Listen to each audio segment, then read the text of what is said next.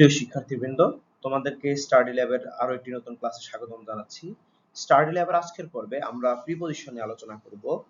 আমাদের পরীক্ষাতে যে প্রিপজিশন গুলো আসে সেই প্রিপজিশন গুলোকে বিভিন্ন ভাগে ভাগ করা যায়। এক ধরনের প্রিপজিশন আমরা আসতে দেখি যা মূলত অর্থের উপর নির্ভর করে বসে। আরেক ধরনের প্রিপজিশন হচ্ছে অ্যাপ্রোপ্রিয়েট প্রিপজিশন, অর্থাৎ একটি নির্দিষ্ট শব্দের পরে সেই নির্দিষ্ট প্রিপজিশনটাই বসবে, অ্যাপ্রোপ্রিয়েট প্রিপজিশন। তাছাড়া আমরা প্রিপজিশনের কোশ্চেন গুলাকে দেখতে পাই অনেক সময় যে গ্রুপ ভার্ব গুলো আছে সেই গ্রুপ ভার্ব থেকেও প্রিপজিশন দিয়ে দেয়, এবং ক্ষেত্র বিশেষে ইডিয়ম এন্ড ফ্রেজ থেকে আমরা কিছু প্রিপজিশন দেখতে পাই। আজকের এই পর্বে আমরা মূলত অ্যাপ্রোপ্রিয়েট প্রিপজিশন আলোচনা করব। সো কথা না বাড়িয়ে আমরা চলে যাচ্ছি আমাদের মূল ক্লাসে।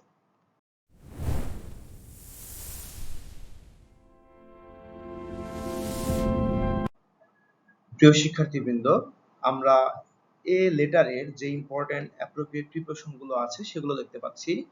শুরুতেই রয়েছে তিনটা শব্দ বা তিনটা সেম, একটা হচ্ছে অ্যাবাইড বাই, একটা অ্যাবাইড উইথ, আর একটা হচ্ছে অ্যাবাইড ইন।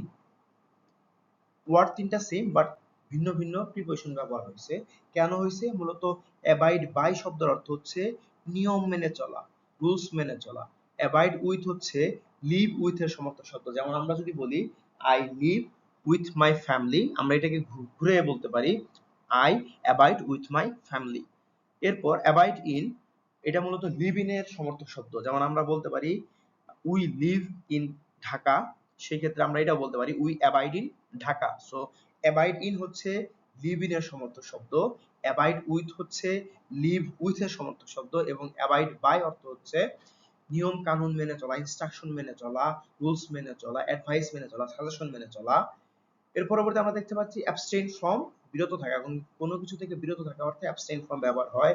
অ্যাকুয়েন্টেড উইথ, পরিচিত অর্থে ব্যবহার হয়। এডিক্টেড টু, আসক্ত।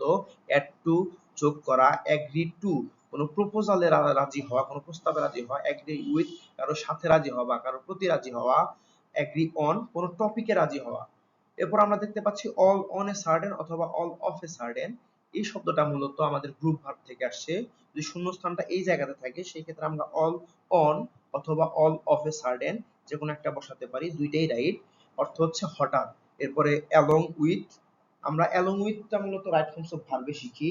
যেমন অ্যালং উইথ এর সাথে আরো কিছু এই রুলস এর সাথে আমরা আরো কিছু প্রিপজিশন শিখি, যেমন হচ্ছে along with, together with, accompanied by, accompanied with, এই শব্দগুলো আমরা শিখি।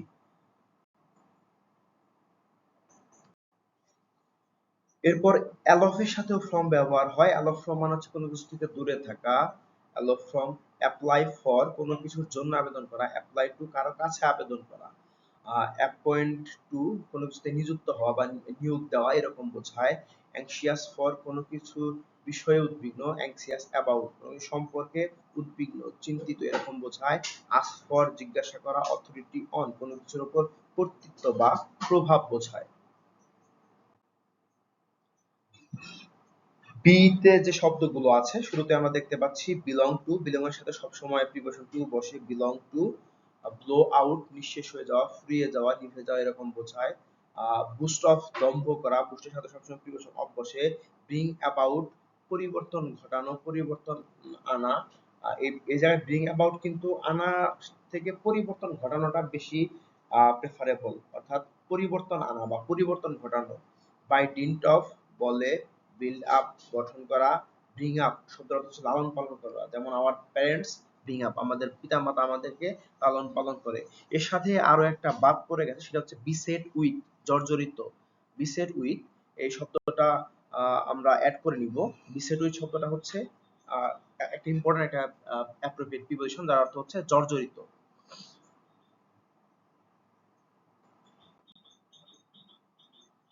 এরপর সিতে আমরা দেখতে পাচ্ছি কল অন অথবা কল আপন।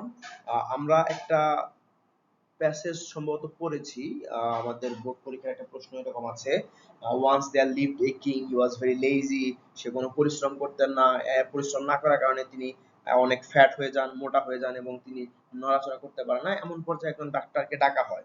এখন রাজা যেহেতু আমাদের সাধারণ মানুষের মতো ডাক্তারের কাছে যে, হাসপাতালে যে, ক্লিনিকে যে ডাক্তার দেখাবেন না বা দেখান না সাধারণত, তিনি ডাক্তারকে ডেকে এনেছেন, এই ক্ষেত্রে এটা কল অন অথবা কল আপন বসে। কেয়ারফুল অফ অথবা অ্যাবাউট কোনো কিছুর বিষয়ে বা কোনো কিছু সম্পর্কে সচেতন থাকা। ক্লিং টু, ক্লিং এর সাথে সবসময় প্রিপোজিশন টু বসে। Cling to, confine to, come round সুস্থ হওয়া অর্থে বোঝায়।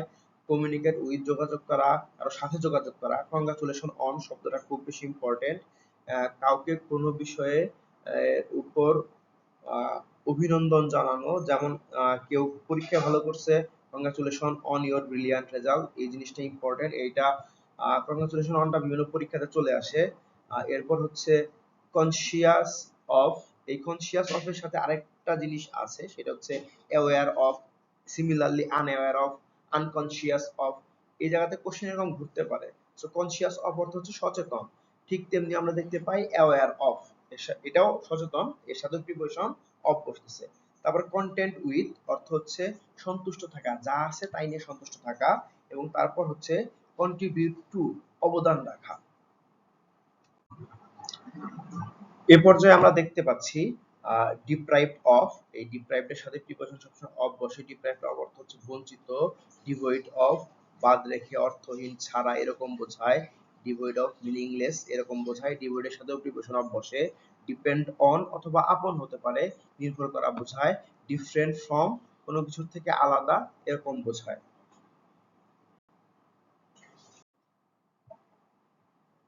ইর যে ইম্পর্টেন্ট অ্যাপ্রোপ্রিয়েট প্রিপোজিশন গুলো আছে ইতে, ই লেটারে, সেগুলোতে আমরা দেখতে পাচ্ছি ইন্ড ইন, সমাপ্ত হওয়া।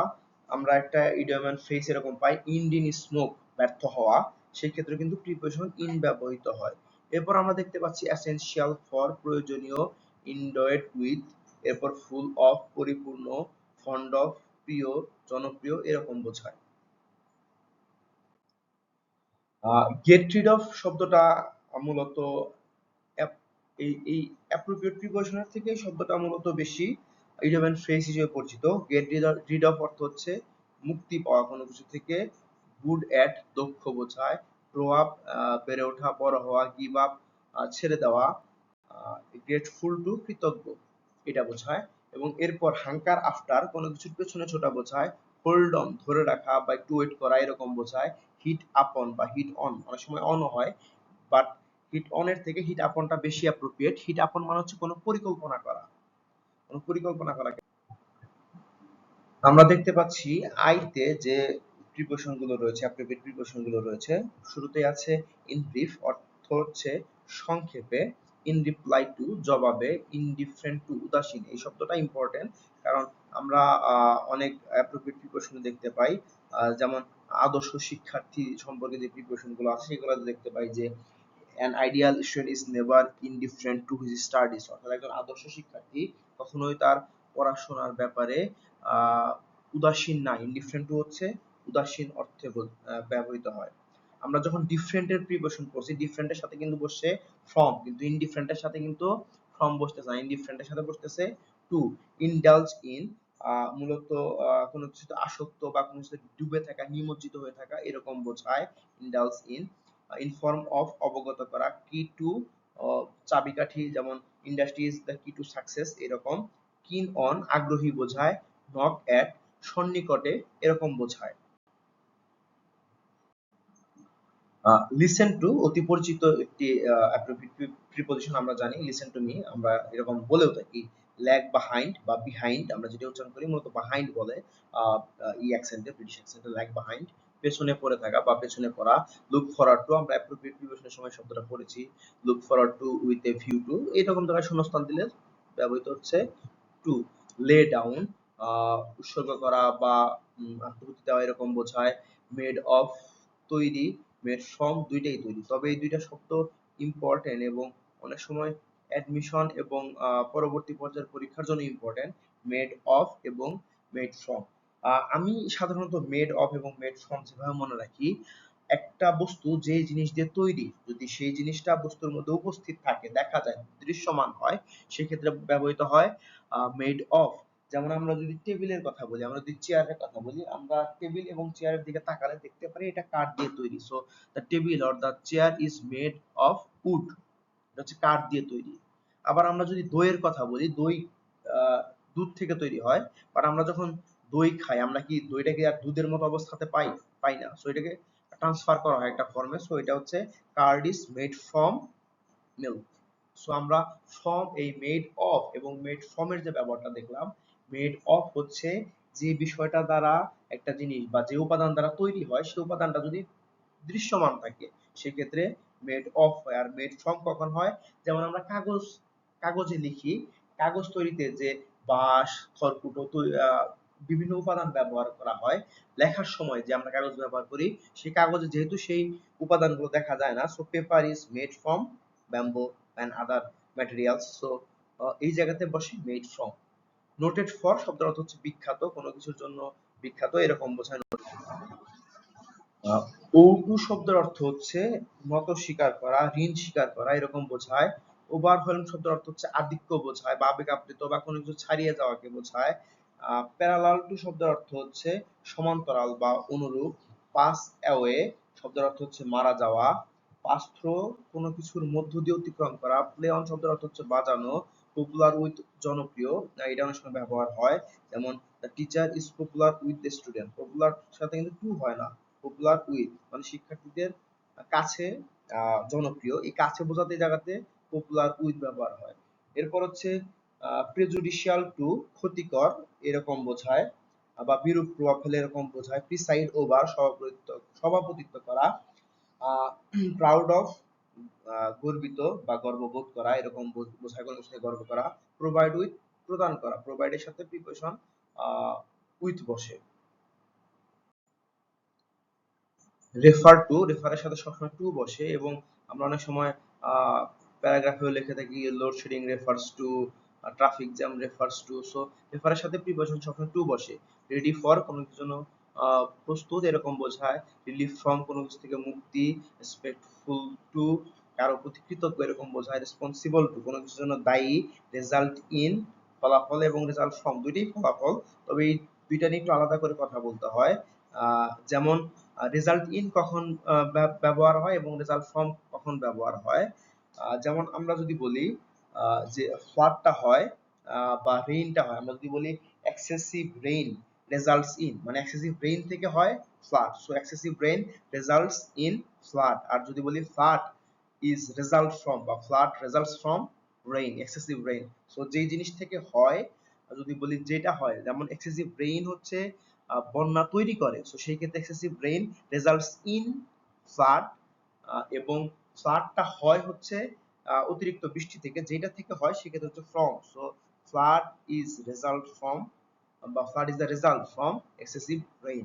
সো রেজাল্ট ইন এবং রেজাল্ট ফ্রম এর ক্ষেত্রে যে ফলটা হয়, যেমন হচ্ছে ফাঁকিবাজি করলে পরীক্ষাতে ফেল হতে পারে। সো সেই ক্ষেত্রে ফাঁকিবাজি results in fail in the exam, failing in the exam. আর পরীক্ষাতে ফেল করাটা মূলত ফাঁকিবাজি থেকে হয়। So failing in the exam results from ফাঁকিবাজি।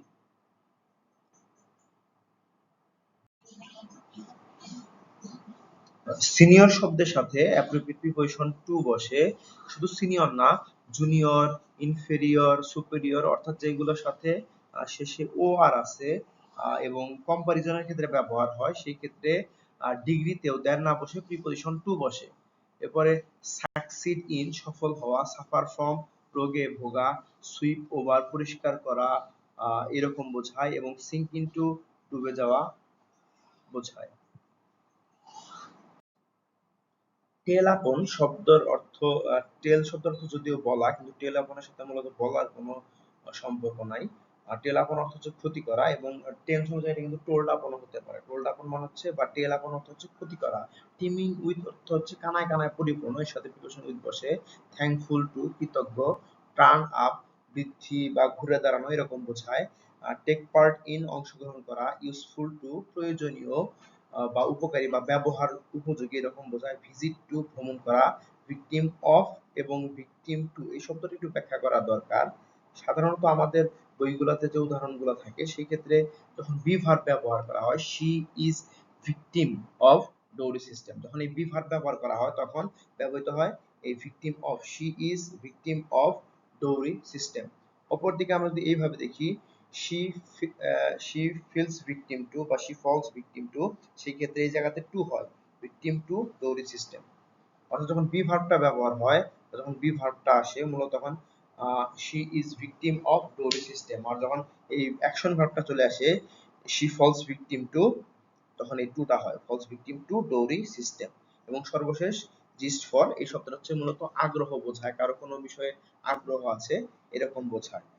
আমাদের অ্যাপ্রোপ্রিয়েট প্রিপোজিশন যে এই জায়গাতে শেষ এমন না, আরো অনেক অ্যাপ্রোপ্রিয়েট প্রিপোজিশন গুলো আছে, মূলত একজন শিক্ষার্থীর সবগুলোই পড়া দরকার, কিন্তু এইগুলো তার মধ্যে বেশি ইম্পর্টেন্ট। তাই অন্তত পক্ষে এইগুলো একজন শিক্ষার্থীর বাই রুট একদম মুখস্থ থাকা উচিত, যারা মুখস্থ, তবে একটু বুঝে বুঝে মুখস্থ করতে হবে। সো প্রিপজিশনের প্রশ্ন মূলত বিভিন্ন দিক থেকে আসতে পারে, অর্থাৎ অর্থের উপর ভিত্তি করে আসতে পারে, অ্যাপ্রোপ্রিয়েট থেকে আসতে পারে, গ্রুপ ভার্ব থেকে আসতে পারে, ইডিয়াম এন্ড ফ্রেজ থেকে আসতে পারে। আমাদের অর্থও জানতে হবে, অ্যাপ্রোপ্রিয়েট গুলোও জানতে হবে, কিছু গ্রুপ ভার্ব জানতে হবে, ইডিয়াম এন্ড ফ্রেজ গুলোও জানতে হবে। সো শিক্ষার্থীদের আমরা মূলত সাজেস্ট করব তারা যাতে প্রিপজিশনের প্রত্যেকটা ভাগগুলো বা প্রত্যেকটা পার্ট যাতে আহ, নিজেরা নিজের আগ্রহে পড়ে নেয়, অথবা তারা যাতে বই থেকে সম্পূর্ণ ডিটাচ না হয়ে যায়, তারা যাতে বইয়ের সাথে একটা সম্পর্ক মেনটেন করে, অর্থাৎ তারা যেন বই পড়ে। এবং আমরা স্টাডি ল্যাবের পক্ষ থেকে শিক্ষার্থীদের পাঠকে আরো ইজি করার জন্য বা তাদের পাঠকে আরো সহজ করার জন্য স্টাডি ল্যাব যে প্রকল্পগুলো হাতে নিয়েছে তা হলো স্টাডি ল্যাব বিগত বছরগুলোর যে বোর্ড পরীক্ষার প্রশ্ন আছে সেই বোর্ড পরীক্ষার প্রশ্ন ইংরেজি ফার্স্ট পেপারের উইথ ক্লুজ উইদাউট ক্লুজ রিয়ারেঞ্জের বিভিন্ন ক্লাস তোমাদের সামনে নিয়ে আসবে। আমরা মূলত এই পরিকল্পনা নিয়ে আগাচ্ছি, ইনশাল্লাহ আমরা দ্রুত এই ক্লাসগুলো নিয়ে আসবো। এবং সবাইকে ধন্যবাদ জানিয়ে আমাদের ক্লাস এই জায়গাতে শেষ করছি। আমাদের সাথে থাকার জন্য ধন্যবাদ। এবং আমরা মনে করি যে স্টাডি ল্যাব শিক্ষার্থীদেরকে একটা নতুন লার্নিং এক্সপিরিয়েন্স দিবে। সবাইকে ধন্যবাদ। দেখা হবে আগামী কোনো ক্লাসে। আল্লাহ হাফেজ।